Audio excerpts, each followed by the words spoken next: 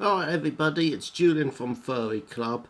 Remember to like and hit that subscribe button. So what an exciting day it's been, because we got a whole load of new Samsungs. Not one, not two, not three, not four, but five of the fuckers.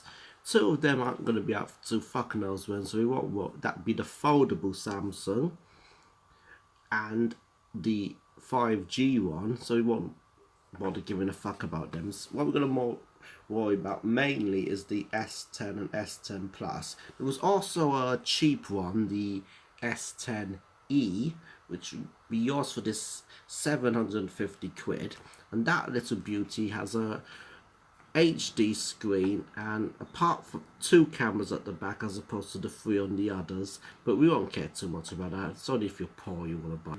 Really want is the two main phones. It's the S10 and its bigger cousin, the S10 Plus. Let's have a look at these. So as you can see, so my first impressions of the phone are, can't say I like the back. If you just look here, the back of the phone, it's more square and it's got this kind of slit with the three cameras at the back. It does remind me a bit of Bender from Futurama, especially the silver one. Not as nice as the previous one, but there you go. Since it's there, if you look at the cameras, you've got three of them. Basically a wide angle, a normal one, and a telephotos one, whatever that does. Basically far, medium and close. The only real use of that is when you're zooming in. The zooming in looks much better on this than, because it's not like a digital one zooming on the pictures. It's actually moving between camera to camera, so that's pretty good. Whether you use it or not is another thing. The main difference between the two phones is one, as you can see, obviously one's bigger. You got a 6.1 inch screen on the normal 10 and a 6.4 inch screen on the 10 Plus. Also, if you look at the front facing camera is a single hole punch as opposed to an oval shaped hole punch on the 10 Plus, which the single definitely looks better. If you compare these two to last couple of years Samsungs, the 8 and 9, basically with the same phone. Which one would you get? Because I've got S8 Plus at the minute, and then the small one is only about a tenth of an inch smaller, and then you have the Plus, the 10 Plus, which is a 6.4, so bigger screen, and it does look bigger in comparison to an S8 Plus. And the other difference is obviously 100 quid. So again, until I hold them in my hand and see, then I would have to like decide which one I prefer.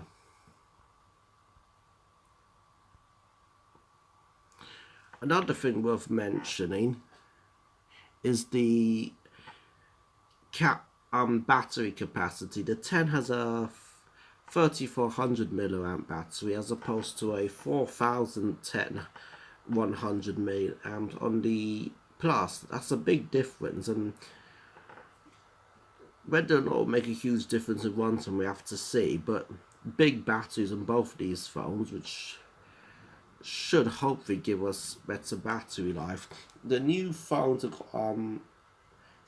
in America they have Snapdragon 845 processors, and in Europe they're going to have whatever the Exynos version is, but basically these are on a 8mm architecture. It means they should use less power. They're not 7mm like the iPhones are, and what the lots of the new phones. I think the difference is between the Exynos and the Snapdragons. The Snapdragon is a 7mm and the Exynos is 8. Would this make any difference? What you see once the benchmarks come out, and also when the views are, but probably not. Now, moving on, the real question is, what else is actually new on these phones? Well, first we obviously got the screen, much smaller bezels and a bigger screen and a hole punch. They're not just that, they're also a different panel in there. So from what I've seen, it's brighter, a bit brighter, and HDR10 certified, and it's the only phone to have this. So basically the picture will be a bit better. Considering in fact the previous phones had a really good picture, that should be something. But again, that's, you know that when you see it in person. Oh, what else we got? Fingerprint scanner in the phone screen. So we've had a couple of phones that had this in the past, but that was just a light based one. So basically it shines a light on your finger and that's how it takes the picture. This one is ultrasonic, so it's faster, more accurate, and also the screen can be off and you can use it. So literally you can pick your phone up, press it on there, and boom, your phone's on. From what I've seen in the videos, it looks really quick, and quite frankly I think it's one of the best features of this phone. No more having to... The previous Samsungs had a retina unlock, which was quite frankly shit.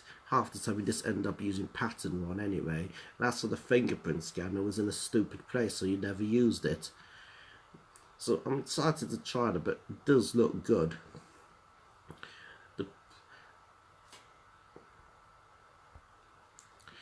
memory, well, the 10 comes in two models. You've got a 128GB and 512GB phones, and they will cost you 800 and 900 respectively, and both will have 8GB of RAM. The 10 Plus is going to have a 128GB, which will cost you 900 quid. 500GB, I think, is 1100 quid. And those both have 8GB of RAM. The top of the range one has 1TB of memory and 12GB of RAM, and that's going to cost you, I think, 13 or maybe 1400, and also has a ceramic back. But really, who the fuck is going to buy that? You can buy it for the price of that. It's what, extra 300 quid for this? Let me check. Yeah, it's an extra 400 quid, and for that 400 quid you could buy a memory card, so you don't need the extra 4 gigs of RAM. And do you really care about the ceramic back? This looks like plastic anyway. So I think the top of the range one really is this to show off how big your dick is, or small your dick is. You're mainly going to go, would I spend the extra 100 quid for the extra memory? I have to look up how much memory cards cost. Probably not. It's bad enough paying nearly £1,000 for a phone.